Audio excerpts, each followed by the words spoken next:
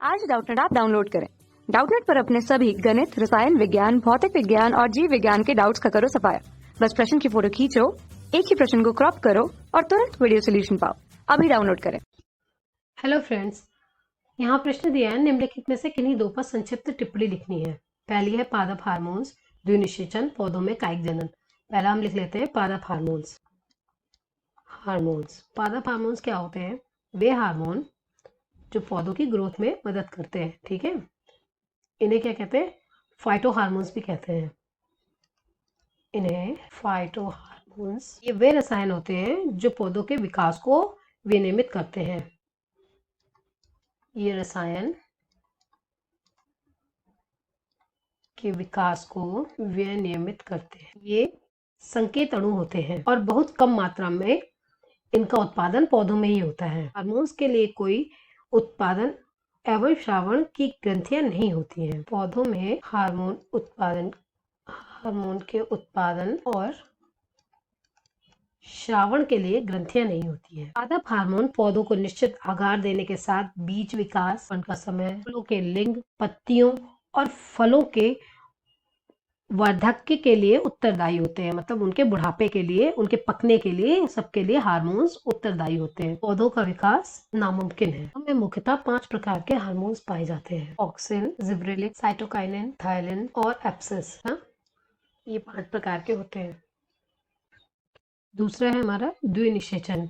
ठीक है, पराग नलिका में उपस्थित दोनों नर केंद्रक ही नर युग्मक की तरह कार्य करते हैं। पराग नलिका उपस्थित और भ्रूणकोश में पहुंचने के बाद इनमें से एक नर युग्मक वास्तविक मादा युग्मक कर जाता है। मादा युग्मक मतलब अंड कोशिका के अंदर प्रवेश कर जाता है, करके उसके केंद्रक के साथ संलयित हो जाता है। ये क्रिया वास्तविक युग्मक संलयन है। ये क्रिया क्या है?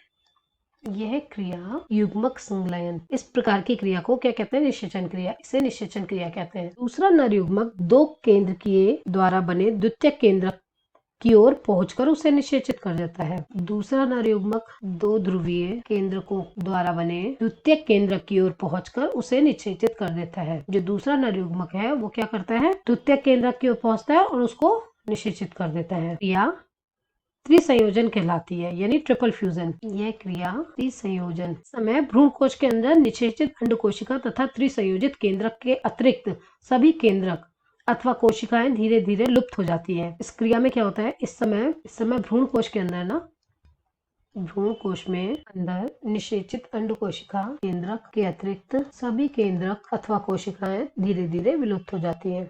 एक ही भ्रूणकोश में 2 संलयन होता है, अतः ये क्रिया द्विनिषेचन कहलाती है। यहाँ जब एक ही भ्रूणकोश के अंदर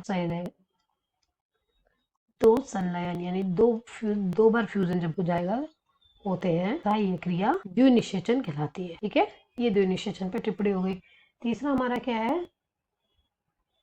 पौधों में कायिक जनन। पादपों में क्रमिका भागों में जैसे जड़, तना, पत्ती आदि के साथ होने वाले जनन को क्रमिक जनन कहते हैं, कायिक जनन। ठीक है, पादपों में क्रमिक भाग यानी कायिक भाग जैसे जड़, तना, पत्ती आदि के साथ होने वाले जनन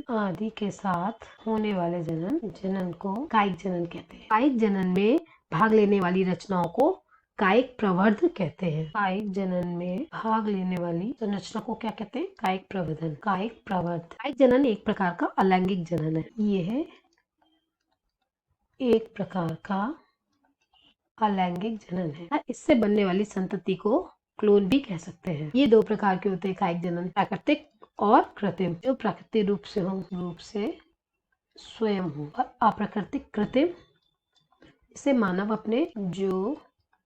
मानव द्वारा अपने लाभ के लिए पादपों में कराए जाते हैं। ठीक है, प्राकृतिक रूप से कायिक प्रवर्धन में जब जड़, तना, पत्तियां, कलिकाएं रूपांतरित होकर प्रक्रिया में भाग लेती हैं, और जैसे शकरकंद है, आलू है, ये सब तने के कायिक प्रवर्धन है। ठीक है, इस प्रकार से कायिक जनन के बारे में